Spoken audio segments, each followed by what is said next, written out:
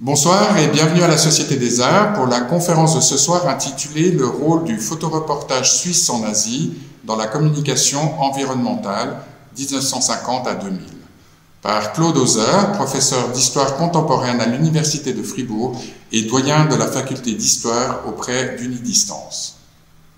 À partir d'une thèse consacrée à l'histoire culturelle de la question jurassienne dans le premier XXe siècle, les recherches de Claude Hauser se sont principalement développées dans les domaines de l'histoire intellectuelle, du vécu de la Seconde Guerre mondiale en Suisse et des relations culturelles internationales.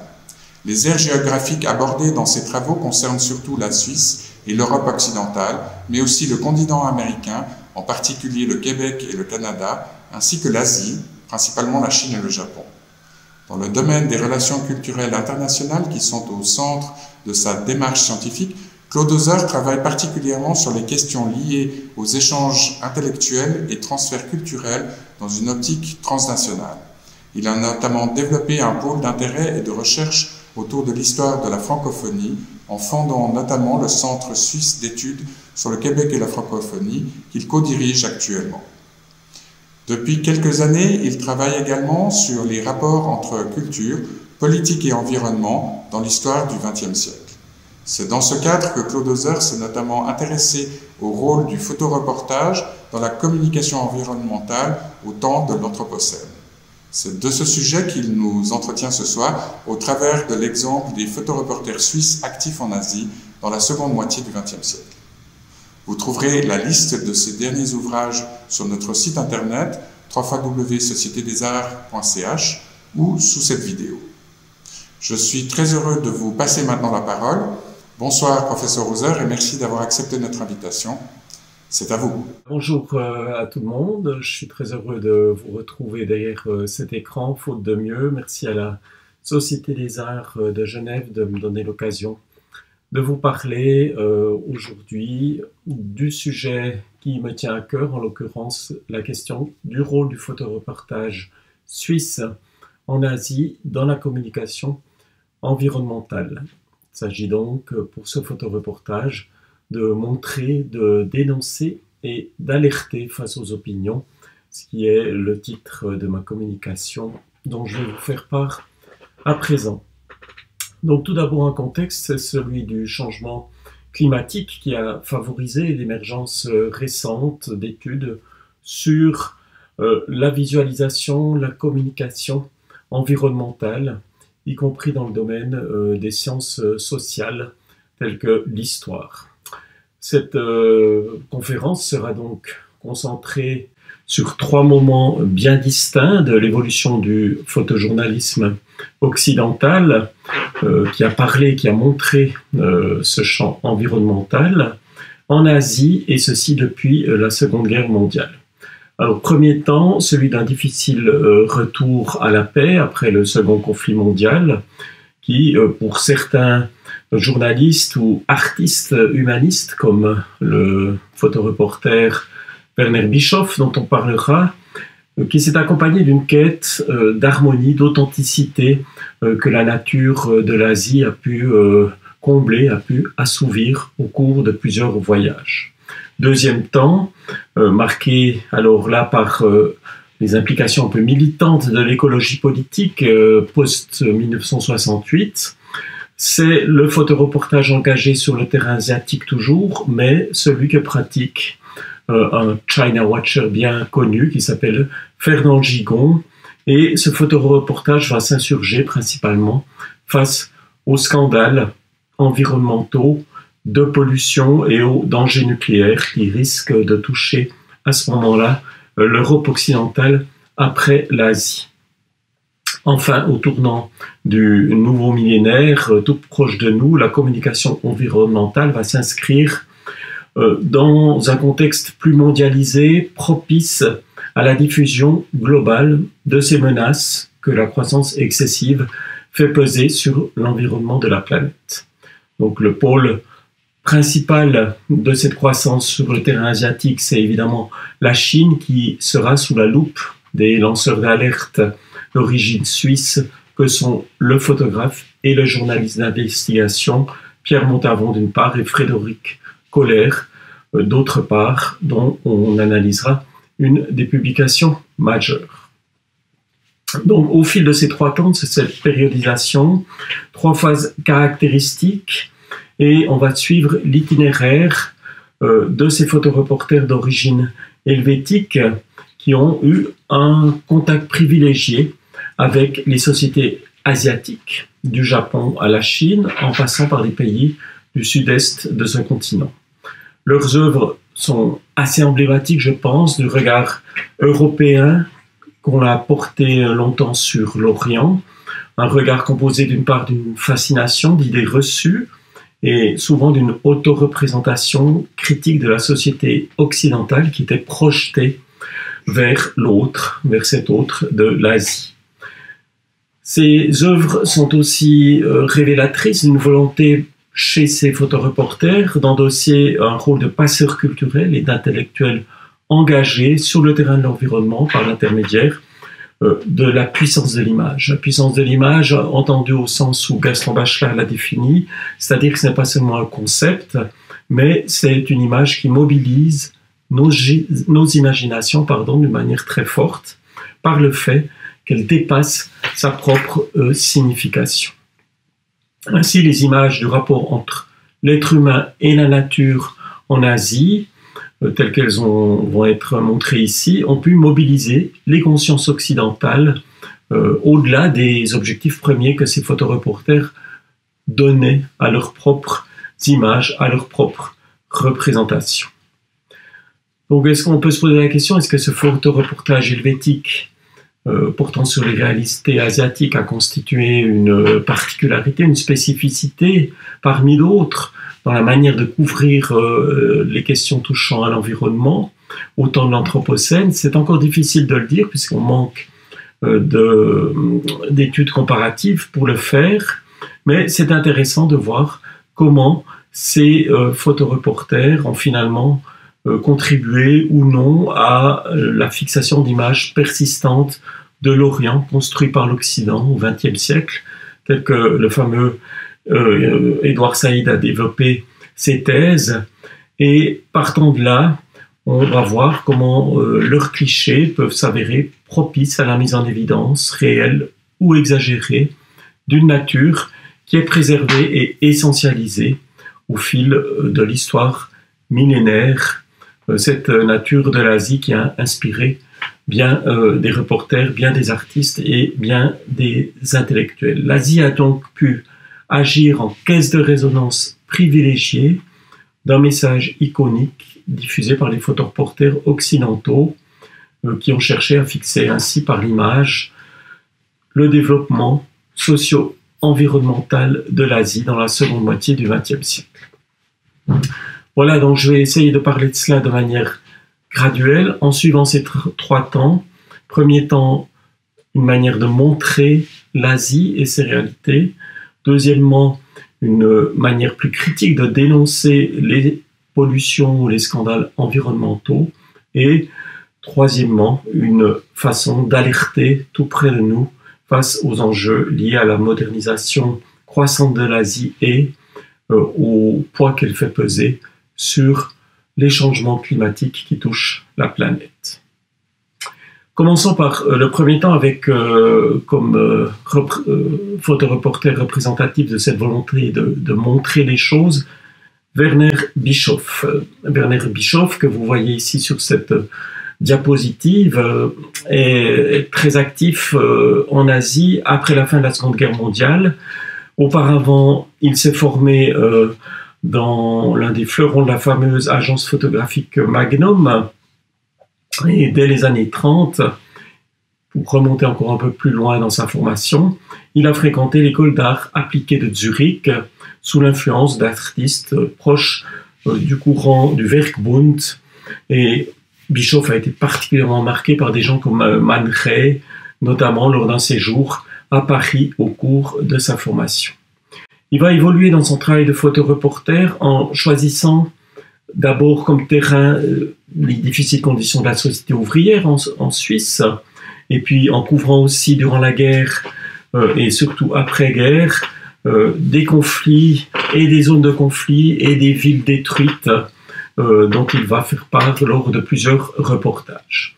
Il a travaillé Bischoff aussi pour le Don national suisse en faveur des victimes de la guerre, et c'est dans ces circonstances qu'il va s'orienter à la fin du conflit mondial vers un type de photoreportage très engagé qu'il réalise dans un premier voyage en Europe de l'Est à l'été 1947. Comme vous le voyez sur cette seconde diapositive, il y a à ce moment-là chez Werner Bischoff un réel besoin, une réelle volonté, un besoin existentiel de s'engager.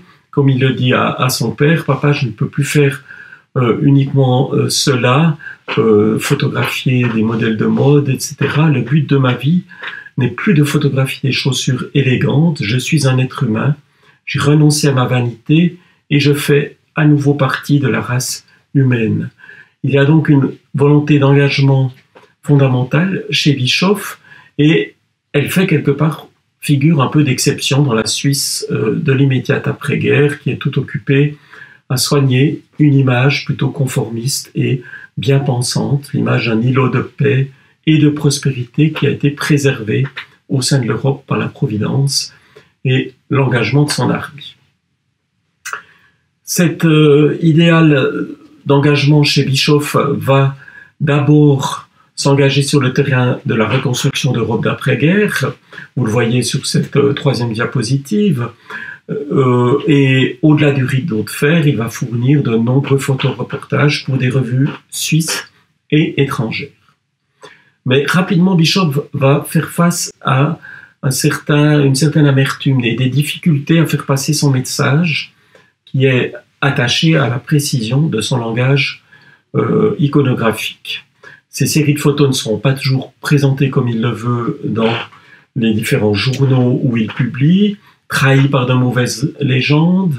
Il publie dans des journaux à grand tirage illustrés que sont Epoca, Illustrated, Frankfurter Illustriert. Et cette situation va le pousser à se tourner vers une agence photographique qui vient de se créer en 1947, qui est l'agence Magnum, qui se fonde notamment sur la base d'une éthique du respect du travail des photoreporters. Donc Bischoff sera un des premiers membres de cette agence Magnum, aux côtés de figures très connues que sont Robert Capa, Henri Cartier-Bresson, David Seymour et bien d'autres également. Donc Bischoff va produire pour Magnum une série de reportages poignants qu'il diffuse dans des revues comme Life, par exemple sur la famine en Inde, qui vont augmenter sa notoriété de photographe engagé et humaniste. Vous voyez aussi sur cette diapositive, et rapidement, il va se sentir attiré par l'Asie. Il part pour plus d'une année de voyage et de reportage au Japon, puis en Corée au début des années 50. La Corée est lieu d'un des premiers conflits ouverts de la guerre froide. Et vous le voyez, là aussi, il en rapporte une série de clichés très sensibles qui montrent des scènes de guerre, qui montrent des enfants victimes ou mettent en scène aussi parfois des photoreporters qui s'engagent dans la cohue à rapporter des images de ces destructions et de ce conflit en Corée. Mais là aussi, rapidement, on va sentir chez Bischoff la volonté de prendre la distance face au style choc que recherchent beaucoup de revues illustrées. En premier lieu, la revue américaine Life, qui en fait un peu sa marque de fabrique. Et dans le même sens, un photoreportage de 3 mois commandité par Paris Match en Indochine, pour glorifier l'héroïsme des soldats français, va le troubler au point qu'il va photographier de préférence plutôt la beauté, la simplicité du peuple vietnamien dans des villages comme celui de Ba Rau que vous voyez ici sur cette image. Alors au retour chez lui par Ceylan et l'Inde, il doute profondément, Bischoff, de son métier, car ces photos du petit peuple vietnamien intéressent beaucoup moins les revues qui préfèrent le sang et les soldats triomphants montrés en action. Tant et si bien que rentré à Zurich en 1953, Werner Bischoff va s'astreindre à rassembler des clichés qu'il a produits pendant 3 mois en privilégiant ceux qui sont centrés sur la nature calme et méditative du Japon. Il est lassé donc par cette course au sensationnalisme, Werner Bischoff, par cette transmission d'images de guerre instantanée qui va dominer jusqu'à la guerre du Vietnam au travers du magazine Life, et il opte de plus en plus pour un photoreportage en phase avec son tempérament humaniste. Donc on le voit par exemple monter une exposition où il diffuse beaucoup de clichés de nature assez contemplative de la nature, une exposition qui s'intitule « Homme d'Extrême-Orient ». Vous voyez ici, sous cette diapositive, une affiche qu'il monte en 1953 à Zurich et qui est composée sur la base de ses photos-reportages. Il a aussi beaucoup publié certaines de ses photos dans la fameuse revue culturelle Doux, très connue en Suisse alémanique et qui reste fameuse aussi pour la qualité des clichés qu'elle présente et la qualité de sa réalisation.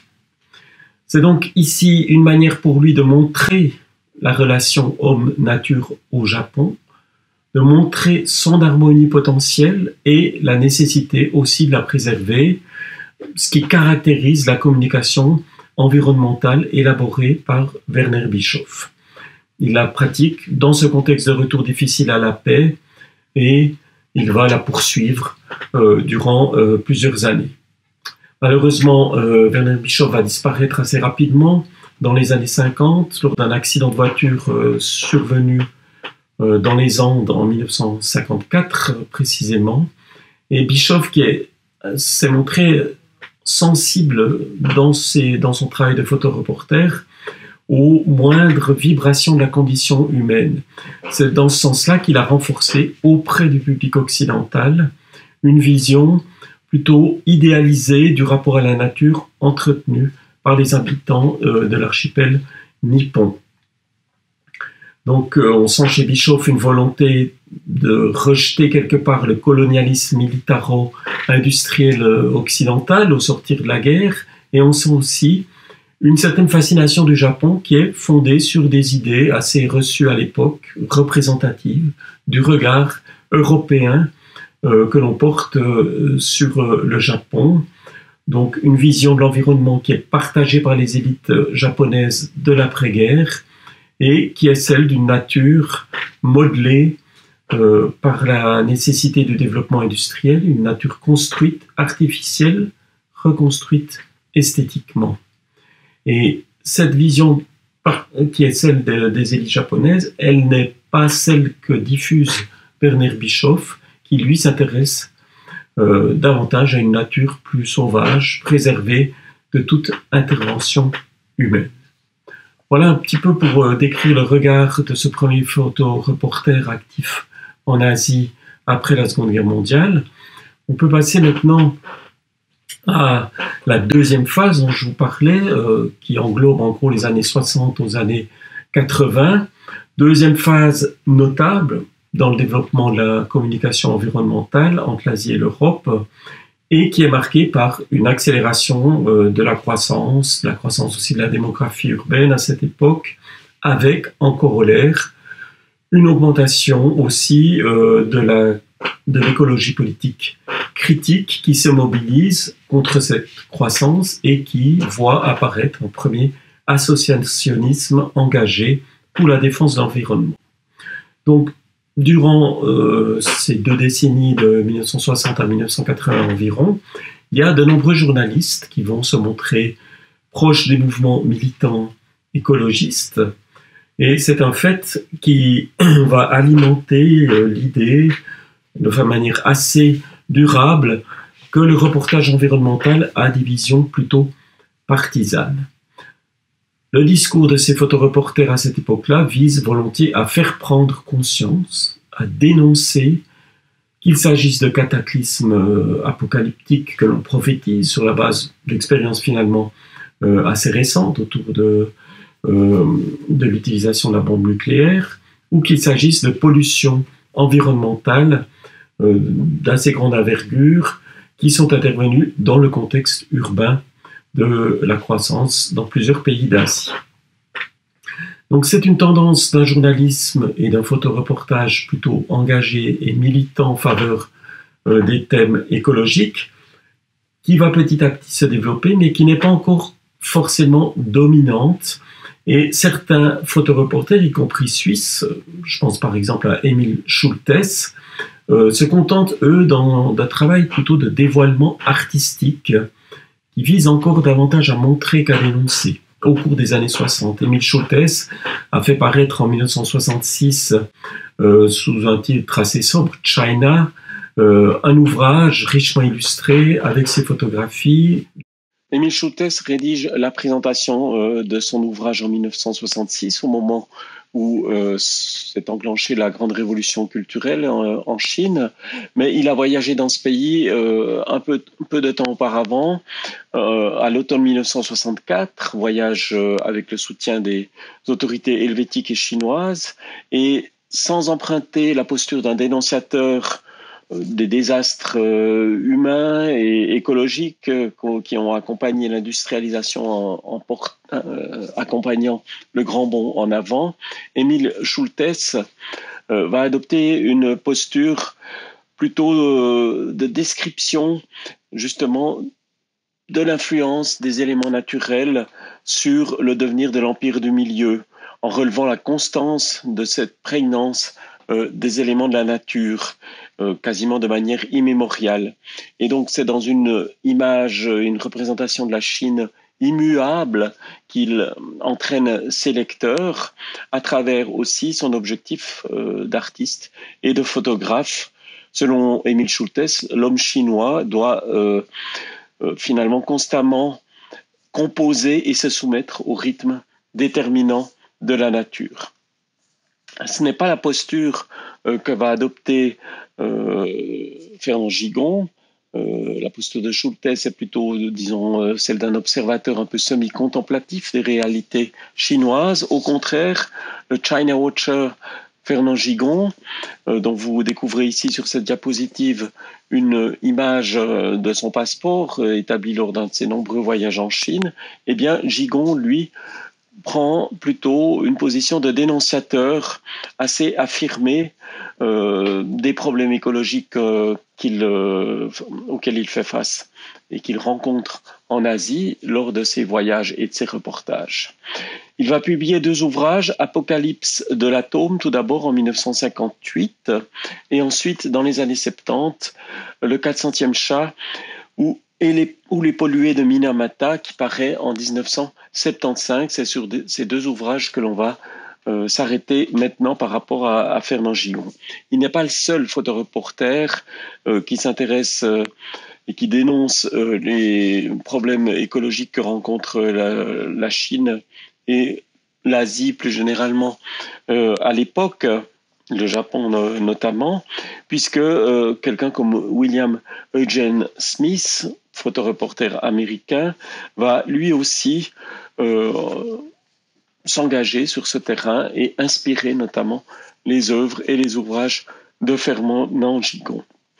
Ces 2 ouvrages dont je viens de parler, ils sont richement illustrés, ils sont issus de photoreportages diffusés dans la presse internationale à grand tirage, et là, le reporter suisse n'hésite pas à faire le lien entre des pollutions, comme cette pollution au mercure provoquée par l'usine Chiso à Minamata, et ce qu'il appelle le martyrologe de la vie moderne, que représentent les noms d'Hiroshima et de Nagasaki pour le Japon.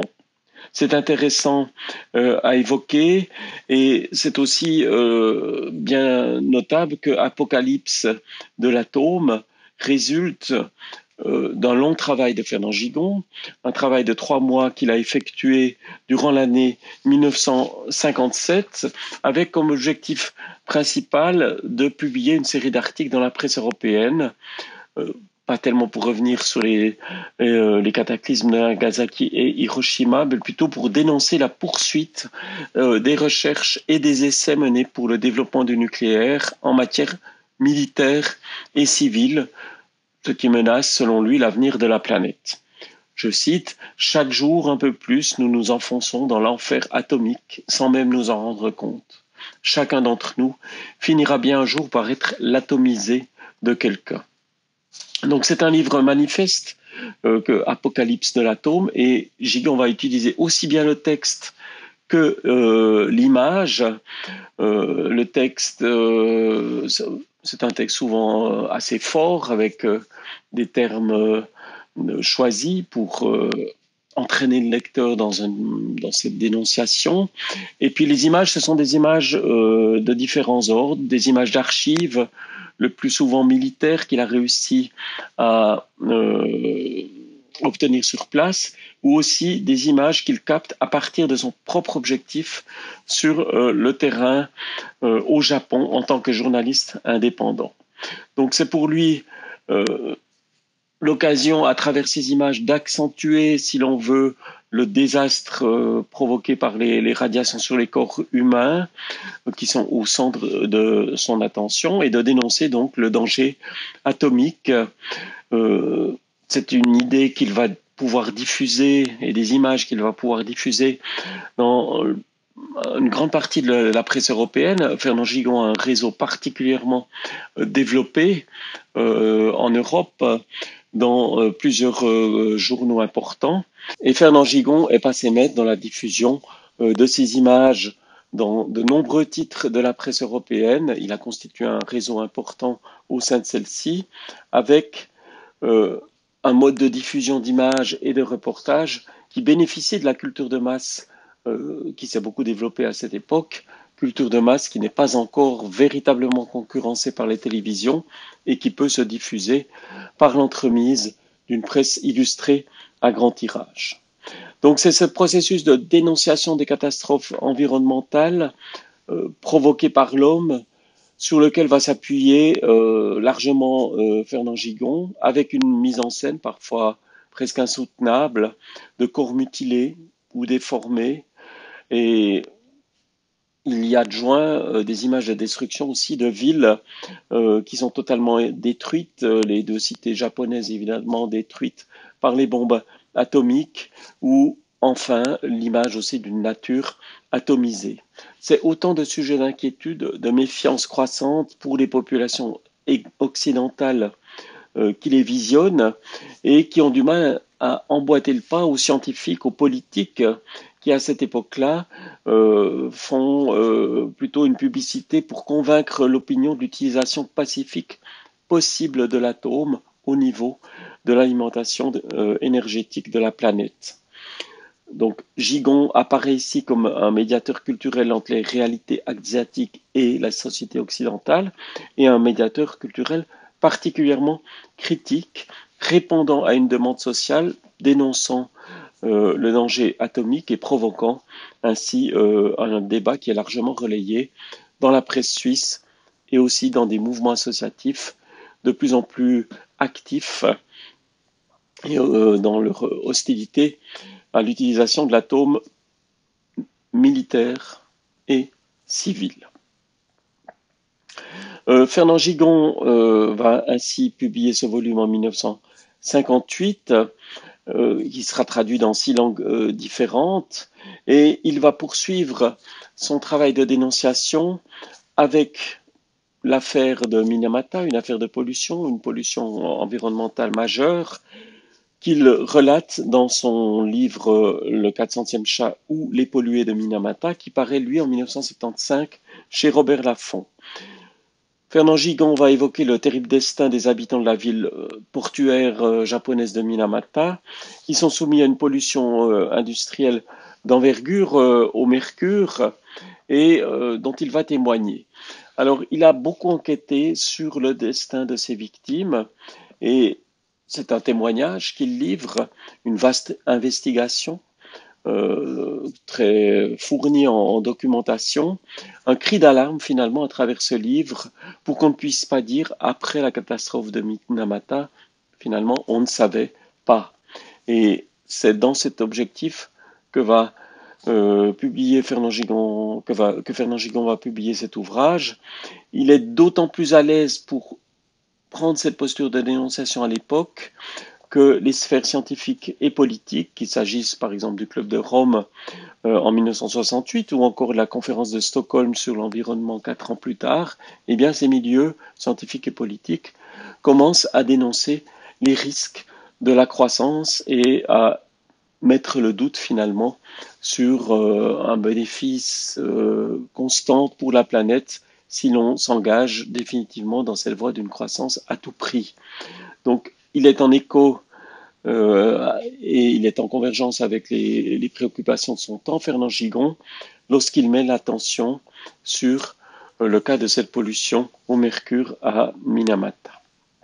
C'est intéressant de voir aussi comment il a évolué en tant que photoreporter suisse vers une généralisation écologique qu'il appuie beaucoup dans cet ouvrage par l'utilisation de documents de nature scientifique et aussi un recours à la presse locale japonaise dont il cite plusieurs articles.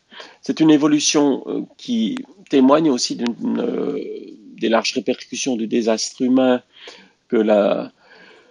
vécu par les populations qui sont touchées à Minamata et qui fait ressortir aussi la globalisation d'une critique écologique qui se développe de manière croisée de l'expérience asiatique par le traitement et la diffusion qu'en propose le photoreporter suisse dans la presse occidentale.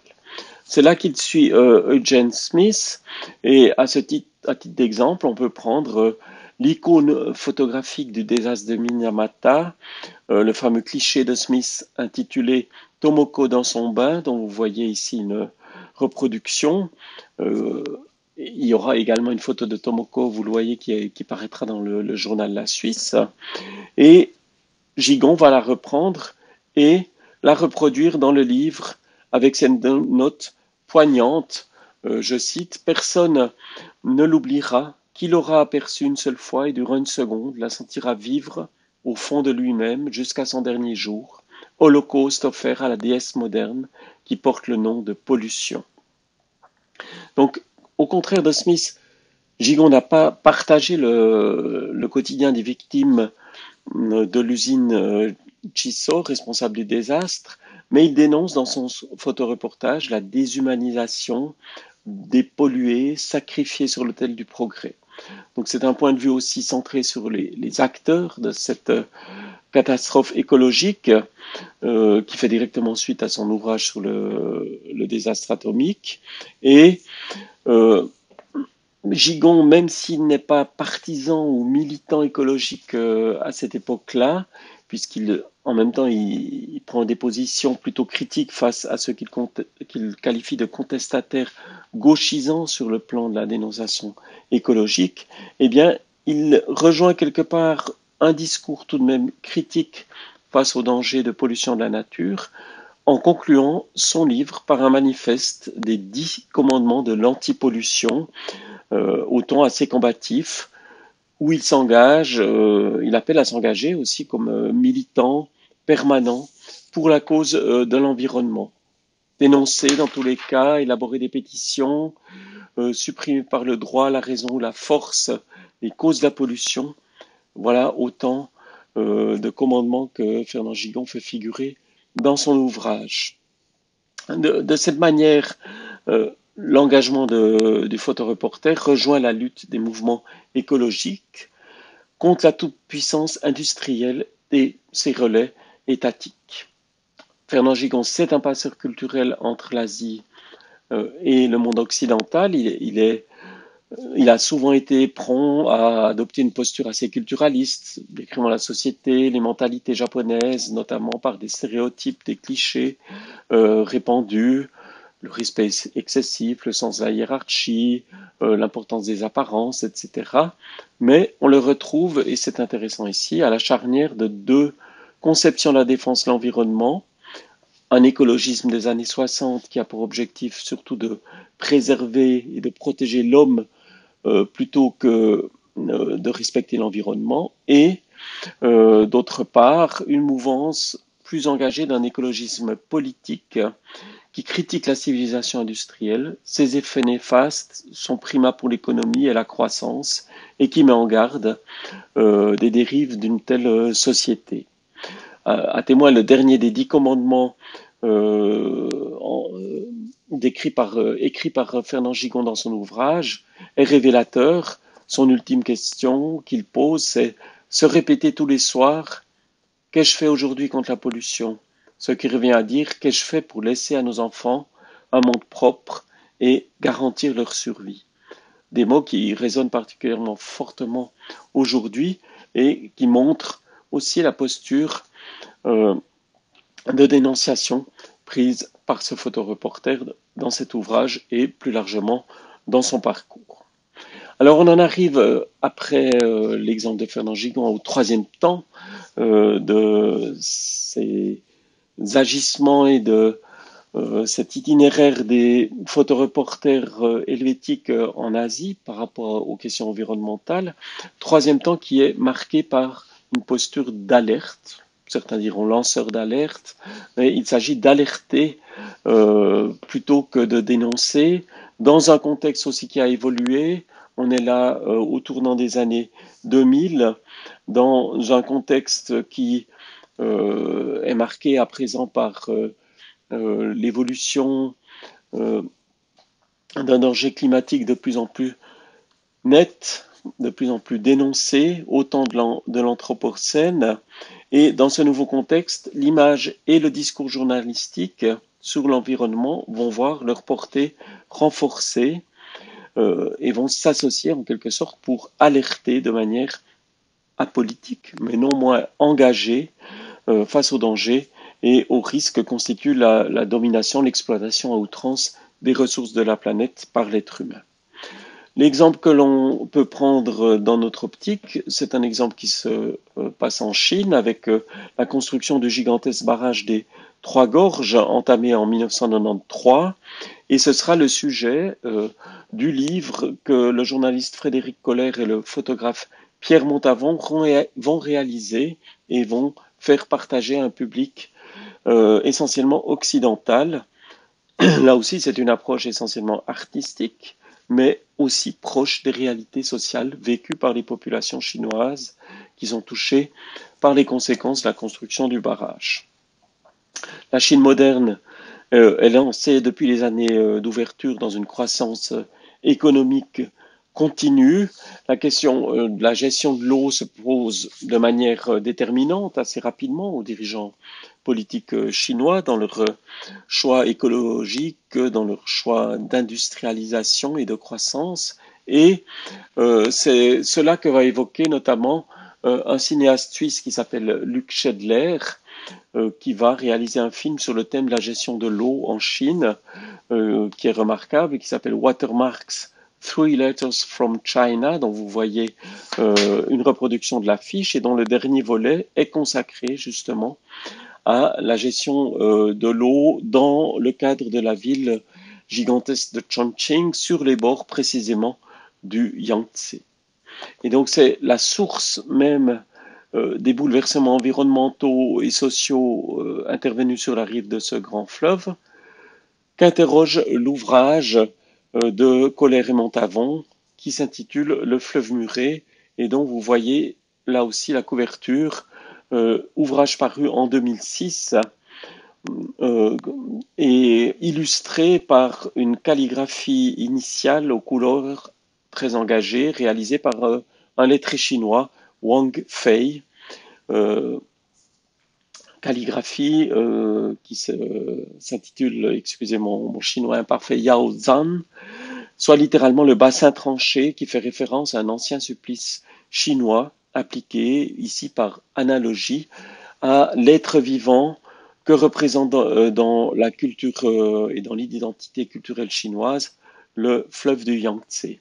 C'est intéressant d'ailleurs de voir à ce sujet comment les thèses de l'anthropologue Philippe Descola sur une différenciation de nature et culture qui est moindre dans certaines cultures, non occidentales, en l'occurrence la culture chinoise, peuvent se répercuter et s'illustrer au travers de la prise en compte d'un fleuve comme être vivant que l'on retrouve ici, illustré par la calligraphie de Wang Fei. Eh bien, selon les auteurs de l'ouvrage du fleuve Murray, il s'agit d'abord d'un témoignage ici, d'un témoignage documenté par le texte et l'image sur ce qu'a représenté la construction du barrage des Trois Gorges dans la transformation de la Chine moderne. Ils vont donc essayer de saisir aussi bien les enjeux sociaux, politiques et environnementaux du chantier de cet ouvrage colossal et les aborder d'un point de vue critique. D'abord, en le mettant en perspective de manière historique, c'est le travail du journaliste Frédéric Kohler qui, comme dans beaucoup de ses reportages, va s'appuyer sur des témoignages et des articles récoltés dans la presse chinoise où est discutée avant la construction l'opportunité de celle-ci et où elle est même débattue pendant les travaux. Donc c'est en quelque sorte un écho, une caisse de résonance à ces débats que Kohler va donner au travers de l'évocation de la construction du barrage et justement en mettant l'accent sur les conséquences pour les populations, les conséquences sociales et les conséquences environnementales de cette édification. Des personnes déplacées par millions, 2 millions de personnes déplacées, des villes englouties par la montée des eaux du Yangtze, également des redistributions sociales importantes entre les classes paysannes, moyennes, urbaines de la région, et bien sûr des affaires de corruption qui vont émailler la construction et le financement de ce barrage. Donc on retrouve la question environnementale au centre du livre, avec la submersion des terres, avec la transformation du paysage, et également toute la question des dépôts alluvionnaires dans la nouvelle zone du lac de barrage. Tout cela est approché de manière politique quelque part, mais non pas d'une politique militante ou partisane, mais les deux auteurs s'estiment plutôt amenés à produire un témoignage pour alerter largement les opinions européennes sur les problèmes et sur les débats soulevés en Chine, précisément par la réalisation de ce chantier gigantesque. Alors dans ce sens, Kohler et Montavon se sont aussi efforcés de travailler de manière indépendante et au plus près des préoccupations vécues par les acteurs chinois impliqués. C'est aussi un signe d'une évolution de la médiation culturelle entre l'Europe et le monde occidental d'une part, l'Asie d'autre part, après l'époque coloniale, puisque le journaliste du temps s'était efforcé de rencontrer des acteurs chinois, le chef ingénieur du chantier lors de son enquête. Il s'est fondé sur une documentation largement tirée de la presse chinoise et de son côté, le photographe Pierre Montavon s'est rendu, lui, de manière individuelle et non officielle aux abords du chantier, au contraire de certains de ses collègues occidentaux. On peut signaler le photographe canadien Edward Burtynsky, spécialiste de photographie industrielle, qui, lui, va publier dans un ouvrage paru en 2006, China, un reportage à couleur plus officielle, puisqu'il a eu accès à des points de vue facilités pour faire ses photographies sur les abords du barrage, et puisqu'il a obtenu le soutien du gouvernement chinois pour réaliser ces reportages. Rien de tel dans le cas de Pierre Montavon, qui a une approche plutôt évidemment indépendante et plutôt humaniste, comparable un peu à celle de Fernand Gigon, qui cherche à refléter sans filtre la réalité vécue par les populations chinoises sur les rives du Yangtze. Donc la préoccupation dominante des auteurs du fleuve Murray, selon leur propre dire, est de nature environnementale. Et c'est cela qu'ils cherchent essentiellement à faire passer dans leur ouvrage.